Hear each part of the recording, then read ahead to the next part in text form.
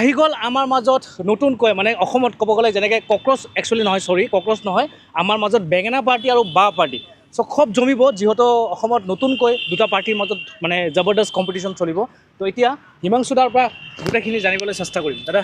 মই হ'লো বেঙেনা পাৰ্টিটো দেখি আছা হা কিন্তু এই আছো মই হঠাৎ বাঁ পাৰ্টি হৈ যাব পাৰোঁ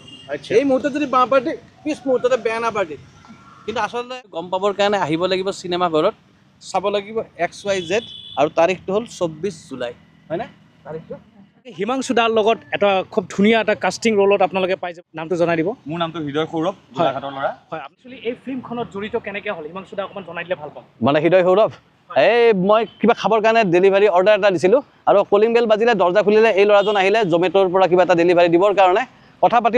কথা পাতি গম পালোঁ যে ল'ৰাজনে নাটক কৰে অভিনয় কৰি ভাল পায় আৰু যেতিয়া আমাৰ এই XYZ চিনেমাখনৰ কাৰণে এটা বিশেষ চৰিত্ৰৰ প্ৰয়োজন হ'ল তেতিয়া হৃদয় সৌৰভলৈকে মনত পৰিল আহিলে অডিশ্যন দিলে আৰু কাষ্টিং হ'ল এখন কংগ্ৰেচুলেশ্যন হয় আপোনাৰ ৰোলটো অকণমান জনাই দিব ফিল্ম ৰোলটো তামাম মানে এজনী ছোৱালীক ভাল পায় ছোৱালীজনী তাক ভাল পায় নাপায় এইটো বাৰু বেলেগ কথা ই কিন্তু ভাল পায় মই ভাল পাওঁ ছোৱালীজনীয়ে ভাল পায় নে নাপায় চাবলৈ জানিবলৈ আপোনালোকে 24 জুলাইত আহিব লাগিব চিনেমা ঘৰলৈ ফিল্মখন চাবলৈ পাহৰি নাযাব আপোনালোকে যিমান পাৰে ভিডিঅ'টো শ্বেয়াৰ কৰি যাব আৰু দাদাৰ ফিল্মটো আপোনালোকেতো জানে মানে কেকেদা মানে পূৰা একদম বেলেগ ৰোল কৰে তো আপোনালোকে নিশ্চয় চিনেমা হলত আমাৰ যেনেকৈ গোৱালপাৰাত ডায়মণ্ড চিনেমা হল আছে কল্পনা চিনেমা হল আছে গোটেইবোৰ ফিল্ম হলতে আপোনালোকে এই ফিল্মখন পাব কিন্তু এইবাৰ দেখা পাব বেণুধৰ কলিতা বুলি দেই আপোনালোকৰ এই পুলিচজনক বিচাৰি নাহিব এইবাৰ নেতাই হৈ আহিব আৰু এইজন আমাৰ ভৱেশ বৰুৱা ভ্ৰাম্যমান থিয়েটাৰ জগতৰ বহুত প্ৰবীণ অভিনেতা তেওঁ আহিব বাঁহৰ ছবিত গোটেই টীমটো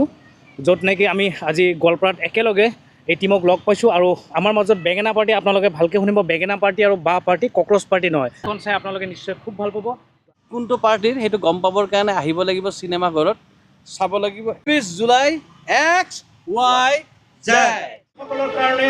আমি স্কিম আনিম খেতিয়কসকলৰ কাৰণে আমি ইমান বেঙেনাৰ ব্যৱস্থা কৰিম ৰাস্তাই ঘাটে পথাৰে ঘৰে যাতে সেই বেঙেনাৰ দ্বাৰা আমি ৱৰ্ল্ড ৰেকৰ্ড গঢ়িব পাৰোঁ এইবোৰ চব লাহে লাহে মই কৰি আছোঁ